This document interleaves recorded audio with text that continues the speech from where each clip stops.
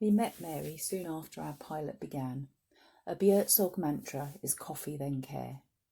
Mary and her family had been seen as people who didn't engage with services. Mary had MS and life was becoming more difficult. Shelley listened to Mary's concerns and asked what a good life meant to her. While Shelley got to know the family, she helped with things that made a difference to them, sometimes simple things like cleaning the kitchen, which felt important. Mary lived in an overcrowded house with her husband Bob, their son Andrew, Bob's brother Mike, and lots of ferrets. The family loved their ferrets. There was some friction and everyone was exhausted.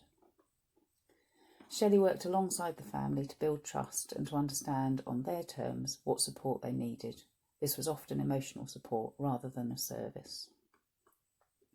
Over the next few months, Mary's illness progressed and she needed to move downstairs. It became impossible for everyone to live in the overcrowded house.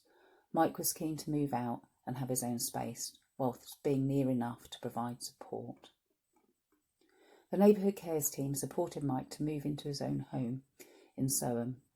We asked help from the community to kit out his new home. Mike was overwhelmed by the response. When Mary passed away, Shelley and the whole Neighbourhood Cares team provided emotional and practical support. Bob, Andrew and Mike, who had been occasional attendees at the weekly drop-ins, now became regulars and started to build connections and friendships with others who often attend. Over time, Bob, Andrew and Mike started to build their new lives. Bob is a retired landscape gardener and his son is learning this trade at college.